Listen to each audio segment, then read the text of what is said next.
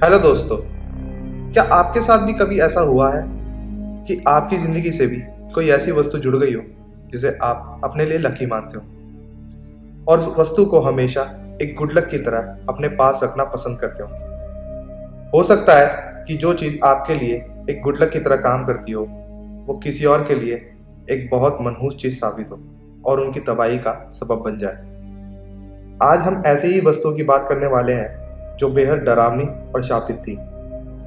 ये चीजें न जाने कितनी मौतों का कारण बनी और इनको अपनाने वालों की जिंदगी में तबाही के अलावा और कुछ नहीं बचा। Robert the doll. यह गुड़िया फ्लोरिडा में रहने वाले बच्चे रॉबर्ट यूजीन ऑटो को सन 1906 में उसके नौकर ने दी थी। बताया जाता था कि वो नौकर काला जादू जानता था और उस बच्चे की फैमिली को बिल्कुल पसंद नहीं करता था।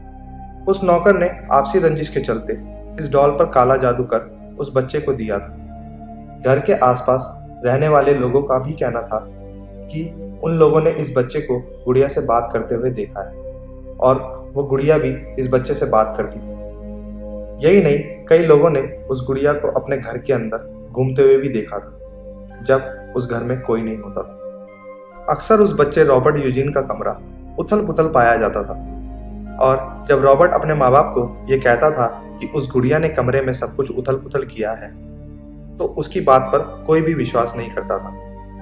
ऐसी ही डरावनी घटनाएं लगातार होने के कारण रॉबर्ट के माँ बाप ने उस गुड़िया को एक बॉक्स में डाल दिया और घर के एक कोने में रख दिया। सन 1974 में रॉबर्ट की मृत्यु हो जाने के बाद इस घर को एक दूसरी फैमिली ने खरीद लिया और उस फैमिली की एक छोटी सी बच्ची को यह गुड़िया मिली और एक बार फिर से घर के अंदर वही डरावनी घटनाएं शुरू होने लग गई। उस बच्ची ने बताया कि यह गुड़िया जिंदा है और उस बच्ची को जान से मारना चाहती है। इन घटनाओं से डरकर उस बच्ची के पेरेंट्स ने इस गुड़िया को फ्लोरिडा के ईस्ट मार्टेल म्यूजियम में डोनेट कर दिया, लेकिन यहाँ भी गुड़िया की डरावनी हरकतों का सिलसिला बना रहा। ऐसा माना जाता है कि जो भी इस गुड़िया की इजाज़त के बिना इसकी फ़ोटो खींचता है उस व्यक्ति को ये गुड़िया श्राप दे देती है और उस व्यक्ति के जीवन में अनचाही घटनाओं का आगमन हो जाता है। The women from lamp statue. The women from lamp statue को 1878 में सैप्रस के लैम्प नाम की जगह से डिस्कवर किया गया।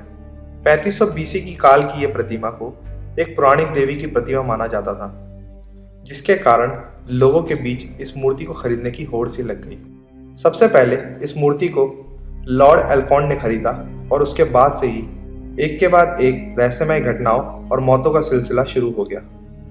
प्रतिमा को खरीदने के बाद 6 साल के भीतर ही एल्फोंड फैमिली के सभी 7 सदस्यों की रहस्यमय कारणों से मौत हो गई। इस मूर्ति के अगले 2 मालिकों का भी वही हशर हुआ जो कि एल्फोंड फैमिली का हुआ था।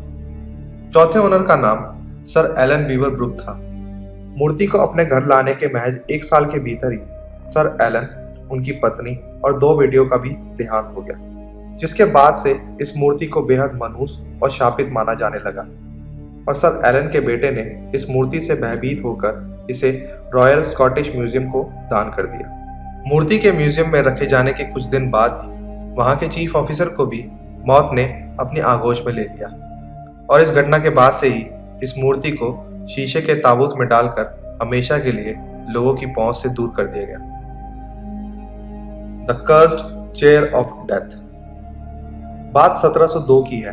थर्स्ट इंग्लैंड में थॉमस बसबी नाम का एक कातिल था जिसे अपने फादर इन लॉ की हत्या करने के जुर्म में मौत की सजा सुनाई गई थी। फांसी से पहले अपनी आखिरी इच्छा जाहिर करते हुए बसबी ने कहा कि वो थर्स्ट के अपने फेवरेट पब की फेवरेट चेयर पर बैठकर एक आखिरी बार खाना खाना चाहता है और अपना खाना खत्म करने के बाद वो खड़ा हुआ और बोला, may sudden death come to anyone who dare to sit in my chair, जिसका अर्थ है उसकी मौत तय है जो मेरी कुर्सी पर बैठने की हिम्मत करेगा। और तब से यह कुर्सी शापित हो गई। दूसरे विश्व युद्ध के दौरान रॉयल एयरफोर्स के 2 पायलट उस पब में आए और उस कुर्सी पर बैठने की जरूरत की और पब से निकलने के कुछ ही दूरी पर उनके ट्रक का एक्सीडेंट हो गया और दोनों ही पायलट्स की मौत हो गई। इस घटना के बाद से ही जो भी सैनिक या अन्य कोई भी आदमी कुर्सी पर बैठता था वो कभी घर वापस नहीं लौटता था। लगातार होती इन मौतों के कारण पब के मालिक ने इस कुर्सी को पब के गोडाउन में रखवा दिया। लेकिन यहाँ भी इस कुर्सी के श्राप ने लोगों का पीछा नहीं छोड़ा। एक बार गोडाउन में कुछ सामान रखते हुए एक वर्कर उस कुर्सी पर बैठ गया और 1 घंटे के बाद ही उस वर्कर की रोड एक्सीडेंट में मौत हो गई। इस घटना के बाद पब के मालिक ने इस मनहूस कुर्सी को एक म्यूजियम में दान कर दिया और तब से इस कुर्सी को म्यूजियम में 5 फीट की ऊंचाई पर रख दिया गया ताकि कोई भी व्यक्ति गलती से भी इस कुर्सी पर ना बैठे। EBay haunted painting. सन 2000 में किसी अज्ञात व्यक्ति ने ईबे नाम की वेबसाइट पर इस रहस्यमय पेंटिंग को बेचने के लिए पब्लिश किया। इस पेंटिंग में एक छोटे बच्चे को अपनी बदसूरत सी गुड़िया के साथ एक खिड़की के पास खड़ा दर्शाया गया है और खिड़की के पीछे से कुछ हाथ भी नजर आते हैं, जिसके कारण इस पेंटिंग को द हैंड्स रेजिस्ट हिम के नाम से जाना जाता है। पेंटिंग को कैलिफोर्निया के एक कपल ने खरीदा था और कुछ दिन बाद कपल ने दावा किया कि रात के समय पेंटिंग के पात्र कमरे में घूमते हुए नजर आते हैं और कभी कभी तो पेंटिंग में दर्शाया गया बच्चा पेंटिंग से गायब हो जाता है। जो भी इस पेंटिंग को गौर से देखता था वो कुछ देर बाद ही बीमार महसूस करने लगता था और उन्हें कभी कभी कमरे में बेहद गर्मी का अनुभव होता था। एक व्यक्ति ने तो दावा किया है कि उसने इस पेंटिंग का प्रिंट आउट लेने की कोशिश की तो उसके प्रिंटर ने काम करना बंद कर दिया, लेकिन जब उसने किसी और फोटो का प्रिंट आउट निकाला तो उस आदमी का प्रिंटर बिल्कुल ठीक से काम कर रहा था। लोगों के इन दावों में कितनी सच्चाई है इस बात की पुष्टि आज तक नहीं हो पाई है और इस पेंटिंग के सच को कोई भी एक्सपर्ट नहीं समझा पाया है। James deans car. James dean का जन्म सन 1931 में हुआ था और वो अपने समय के मशहूर एक्टर थे। उनके पास एक पॉश स्पाइडर 550 कार थी जिसे वह प्यार से लिटिल बास्टर्ड भी कहते थे।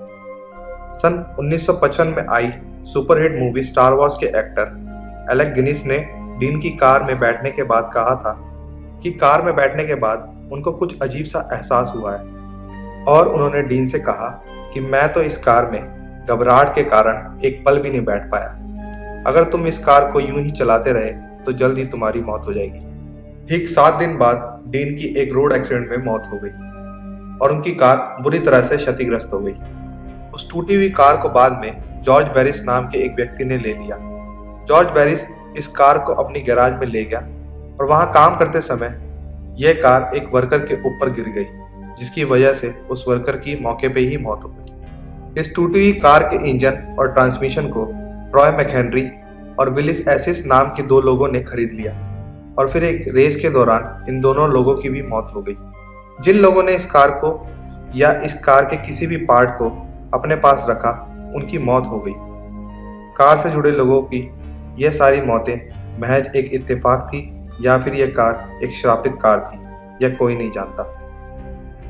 हम आशा करते हैं कि हमारी बाकी वीडियो की तरह यह वीडियो भी आपको पसंद आएगी और आप लोगों का प्यार और सपोर्ट हमें मिलता रहेगा। जिन लोगों ने हमारे चैनल को अभी तक सब्सक्राइब नहीं किया है उन्हें हम बताना चाहते हैं कि हम अपने चैनल के माध्यम से विज्ञान, रहस्य और दुनिया से जुड़े बेहद अद्भुत और रोचक वीडियो अपनी ऑडियंस तक पहुंचाते हैं। यदि आप भी देश दुनिया से जुड़े मज़ेदार वीडियोस देखना चाहते हैं तो हमारे चैनल को सब्सक्राइब करना ना भूलें। आप अपने सुझाव हम तक कमेंट्स द्वारा भी पहुंचा सकते हैं।